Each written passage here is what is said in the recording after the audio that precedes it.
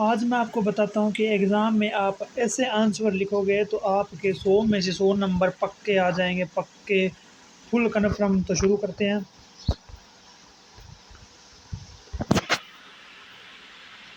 Exam paper में answer कैसे लिखें जिससे फुल मार्क्स मिले और चांसेस बढ़े। मतलब जो भी है ये आंसर कैसे लिखें कि जिससे नंबर मिलने के ज़्यादा चांसेस बढ़े।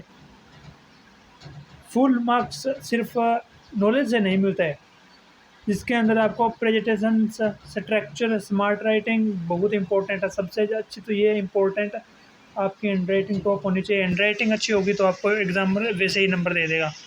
और 2 नंबर, क्वेश्चंस को ध्यान से पढ़ो और उसको पहले समझो कि उसके अंदर क्या पूछ रहा है और क्या लिखना है। जैसे इसमें इम्पोर्टेंट वर्ड है जैसे डिफाइन, एक्सप्लेनेशन, डिफरेंट, एडवर्टाइज और cases, describe.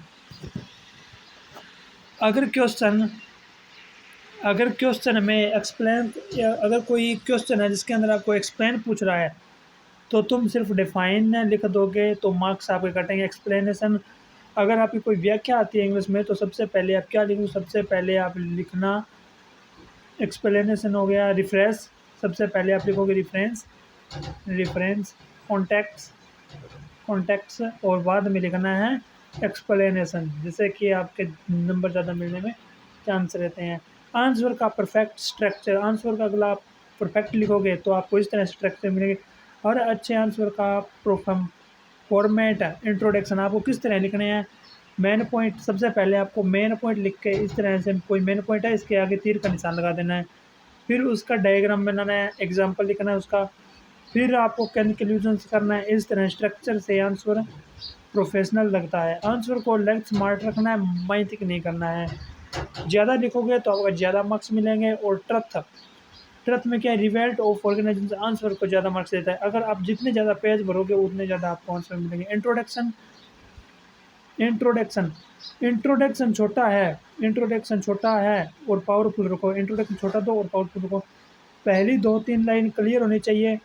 Example, question question है जैसे गो ग्लोबल वार्मिंग क्या है, ग्लोबल वार्मिंग क्या है, ग्लोबल वार्मिंग जो गैस होती है उसमें।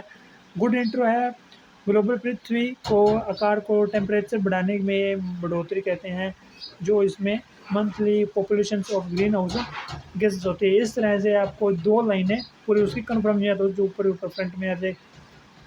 हैंडिंग और पॉइंट बनाओ, अच्छी तरह हैंडिंग लिखो, पॉइंट बनाओ। एग्जामिनर होता है वो पॉइंट भी आंसर को पसंद आता है।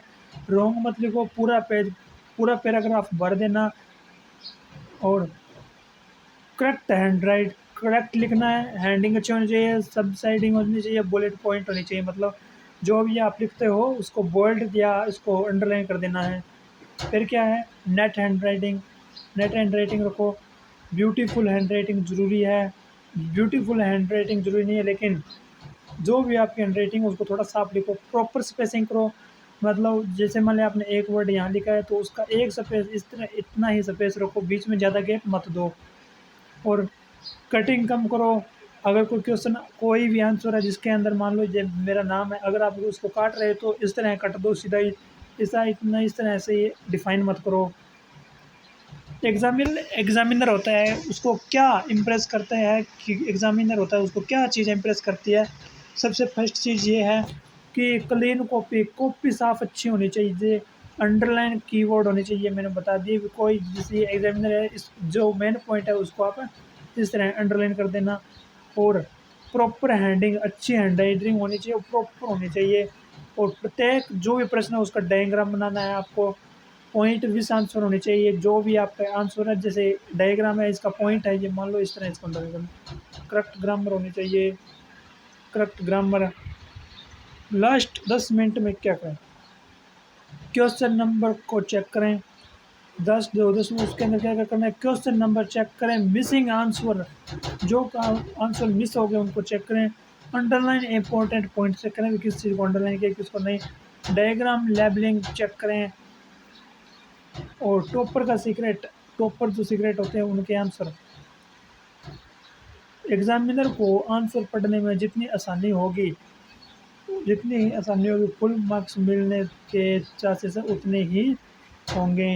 उतने ही चांसेस ज़्यादा होंगे। सबसे पहले आप अपनी हैंड राइटिंग को अच्छी करो, हैंड राइटिंग को करो, जिससे कि आपको ज़्यादा नंबर मिलने के चांस होते हैं। इसी तरह आप इन अगर जो मैंने आपको रूल बताए हैं इन सभी को अगर आप फॉलो करोगे, इन सभी को आप फॉलो करोगे तो आप अपनी क्लास में टॉप कर सकते हैं, 1 नंबर फर्स्ट स्थान पर आ सकते हैं।